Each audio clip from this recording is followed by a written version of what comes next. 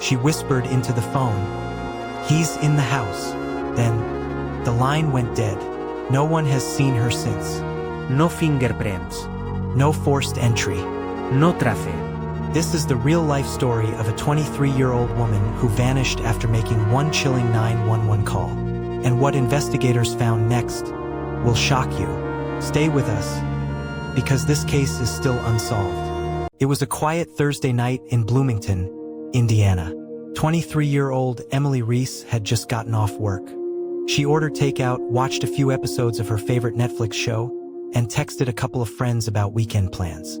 She was home alone as usual. Her roommate was out of town visiting family.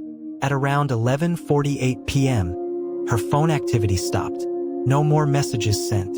No more browsing. Everything went still. Then, at exactly 1:14 a.m., the local 911 center received a call. It was faint, almost a whisper. The dispatcher leaned in, trying to make sense of it. Emily's voice came through, nervous, shaking.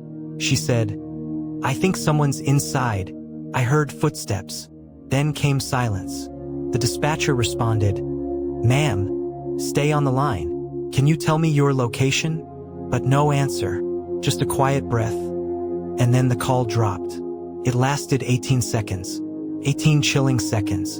And after that, no one heard from Emily Reese again. When officers arrived at Emily's address just 7 minutes later, everything looked normal. No signs of forced entry, no broken windows, no sounds from inside. The front door was locked. From the inside, they knocked, then knocked again. No answer. Eventually, they forced entry. Inside, the lights were on. Her phone was lying on the floor, still unlocked. The 911 call screen was open. Her purse sat on the kitchen counter. Her car keys were next to the door. Shoes by the sofa. It looked like she had never left. But she was gone. Vanished. No signs of struggle. No overturned furniture. No broken glass.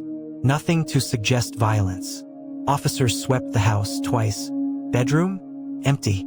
Bathroom? Clear. Backyard? Nothing. It was as if Emily had been erased. Without a sound. One officer later said, quote, "It's like she stood up, walked out, and dissolved into the air." But the strangest part? The security camera on a neighbor's porch, just across the street, never captured anyone entering or leaving the house. Not Emily, not anyone else. There was no trace. And for her family, that was the beginning of the nightmare. Over the next 72 hours, Bloomington police launched a full-scale search. Drones flew over the neighborhood. Tracking dogs were brought in.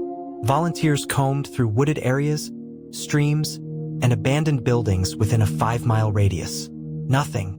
It was like Emily had vanished from the earth itself. Her family was desperate. Friends described her as cheerful, grounded, and cautious. She wasn't the kind of person to just run away. Detectives reviewed phone records. No recent threats. No strange numbers. No calls before or after the 911 message. And her social media? Frozen. No posts. No activity. But then, something unusual happened. 5 days after Emily's disappearance, police received a wellness check request for a man who lived directly across the street from her. He hadn't shown up to work, wasn't answering calls. When officers entered his home, they found him dead. A single gunshot wound, self-inflicted. Next to his body was a handwritten note. Only 4 words. "I didn't mean to." There was no name, no mention of Emily. No explanation. But to investigators, it felt like the first break in the case. Was it guilt? Was he involved? Or just a coincidence? A tragic, unrelated suicide?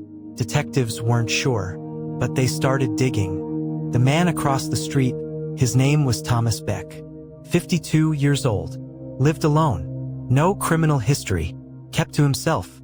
But as detectives searched his home, secrets began to surface. On his laptop, forensic experts found several internet searches from just days before Emily disappeared. Searches like, "How to hide someone without getting caught," Can you lock a door from the outside? Drug that knocks people out fast. Soundproof basement DIY. Detectives also found deleted files, recovered later by cyberforensics. Hidden folders labeled projects and logs, most of which were corrupted or encrypted, but what they did recover was disturbing. There was a zoomed-in photo, a photo of Emily, taken through a window. She was sitting on her couch, smiling, watching TV, unaware she was being watched. The timestamp? 2 nights before she disappeared. Detectives now had a connection, but still no body. No confession. And legally, no hard proof. No DNA evidence. No surveillance video. Nothing to place him inside her home. The suicide note? Vague. Unusable in court. Without Emily's body, there was no murder case. Only a theory. And a dead man. To this day, no trace of Emily Reese has ever been found. No confirmed sightings. No messages. No answers. Her case remains one of Indiana's most chilling unsolved disappearances. Each year, on the anniversary of her disappearance, Emily's family holds a candlelight vigil on the front lawn of the house she vanished from. Neighbors come. Local media covers it, but there are never any new leads. Some believe she was taken by someone else, and Thomas Beck just happened to die at the wrong time. Others believe he was guilty, but took the truth to his grave. Then there's the third theory, that Emily planned it, that the call was staged, that she's still alive somewhere. Her family doesn't believe that, neither do the detectives. But without evidence, it remains just a theory, a haunting, unanswered question. What really happened? In those 18 seconds, was someone already inside the house? Was she taken through the back door? Or did she willingly walk out, never to return? No one knows. But what we do know is this. Some mysteries stay unsolved. Not because we haven't looked hard enough, but because the truth refuses to be found. Thank you for watching. If you believe Emily's case deserves more attention, please share this video. Leave a comment below with your theory, and subscribe to our channel for more stories that will leave you questioning everything. Next week, we'll cover another case that will chill you to the core.